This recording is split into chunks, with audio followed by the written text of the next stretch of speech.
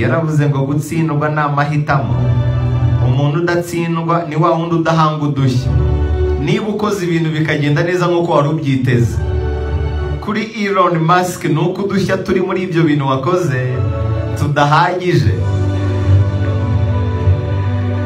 Yaravuze ngo nta cyiza nko guhora ugerageza, ndetse guhozaho ni ingenzi cyane. Ntukamanika amaboko mu gihe cyose utayamanikishijwe ku ngufu. Ntugomba gucika intege keretse igihe wahatiwe kubireka. Buriya isi izahora ishaka kuguca intege, ntukayitize umurindi ngo nawe wice intege, keretse igihe nyine yaguhatiye kubireka. Iyi si yaguhatiye kureka ikintu runaka, ntugahatirize. Uhatirije wanahasiga agatwe. Hari ibintu burya bidahatirizwa kuri iyi si: ubuzima, igihe n'isi. Iyo biguhatirije, icyo usabwa ni ugutuza ukumvira. Iyo ushatse gutsimbarara biraguhitana, kandi nta mpuhwe bitugirira. N'ikimenyimenyi biradutakaza bigakomeza kubaho ku bandi. Isi iragutakaza abandi bagakomeza bakayibaho. Igihe kiragutakaza abandi bagakomeza bakakibamo. N'ubuzima urabutakaza abandi bagakomeza bakabubaho. Ni ibintu bisaba ko tubikunda, tutagamije ko urukundo tubiha rutugarukira. Nta mpuhwe bitugirira. Nutabaho abandi bazabaho. Nijya nibabwira ngo ubuzima bumeze nko kugendera muri taxi itwara abagenzi. Wowe waba wayiteze cyangwa utayiteze, taxi ntabwo biyibuza gukomeza ingendo zayo. Ibi ni nko kukwibutsa ko waba uriho cyangwa utariho, ubuzima bitazabubuza gukomeza kubaho ku bandi. Isi nta mpuhwe idufitiye, ubuzima nta mpuhwe budufitiye, n'igihe nta mpuhwe kidufitiye. Shakisha uburyo bwose rero ugihumeka kubaho kandi ubeho mu nzozi zawe. Baho ubuzima bwuzuye, ubeho neza.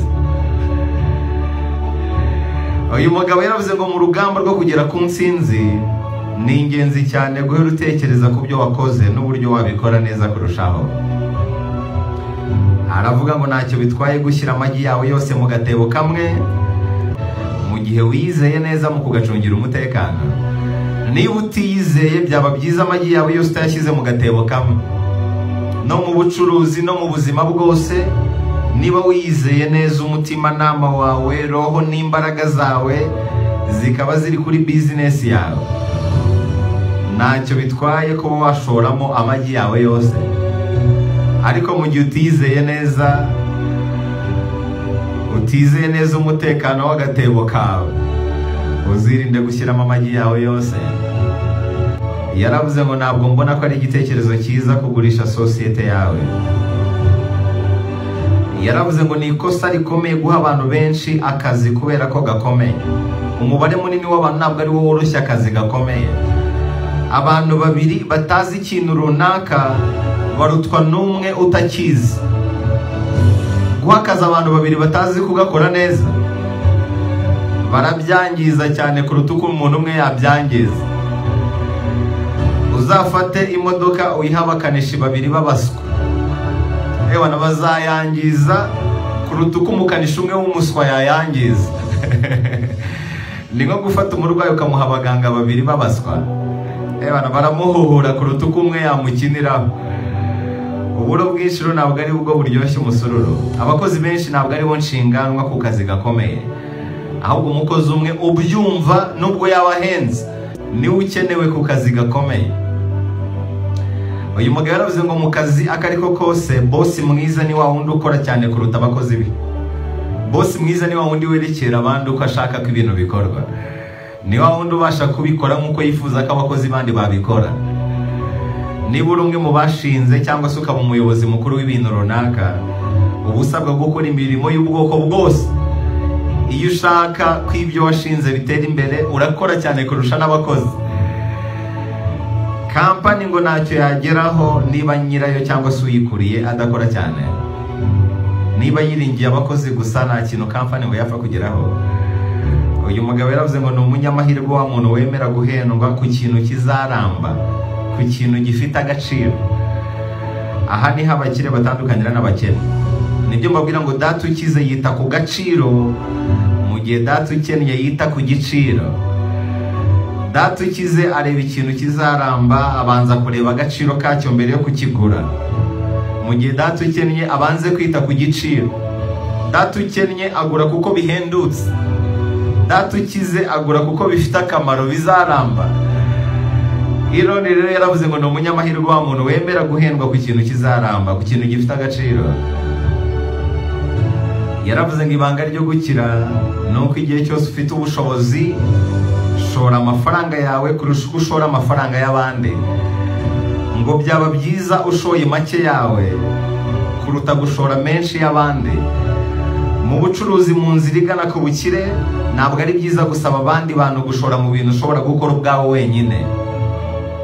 Yaranavuze ngo ikosa rikomeye ryanjye ni uko ndeba cyane impano y'umuntu kuruta uko ndeba ku miterere ye. Nita cyane ku cyo umuntu ashoboye kuruta uko nita mu buryo agaragaramo. Iryo ni ikosa rikomeye ngo rya Elon Musk, ariko ni karita ya hatari. Iyo abo bakire bose dufite muri iyi si barebaga ku cyo umuntu ashoboye kurusha uko umuntu agaragara. Uyu mugabo yaravuze ngo intambwe ya mbere ya buri kimwe ni ukwizera ko bishoboka. Uko ubyizera niko bizakugendekera. Niba utabyizeye ntabwo bizakunda, ariko niba ubyizeye bizakunda. Mu magambo yose Elon Musk mu gice cya mbere yavuze, reka nyasoreze kuri iri ngiri. Yaravuze ngo kugira impano yihariye ni ngombwa cyane mu iterambere. Mu nzira igana ku ntsinzi bisaba abantu bafite impano zihariye. Iri ngo ni isomo rikomeye twakwigira ku ikipe y'umupira w'amaguru. Ikipe ifite umukinnyi mwiza ku giti cye, ufite impano yihariye, iyo kipe izatsinda kenshi, ariko bisaba gushyira hamwe kw'abakinnyi bagenzi be ndetse n'amayeri n'ubushake bakoresha kugira ngo batsinde buri mukino. Burya ikipe nziza iyo noneho irimo umukinnyi ufite impano ye ku giti cye, iyo kipe ngo ihorana intsinzi. Uzareba amakipe akomeye afite umukinnyi umwe ufite impano ku giti cye, ayo makipe agera kure. Uzarebe FC Barcelona, Leo Messi, Juventus, Cristiano Ronaldo. No muri business rero niko bimeze. Mu bakozi ufite, iyo haramutse harimo umwe ufite impano ye ku giti cye, akenshi rwose iyo business itera imbere.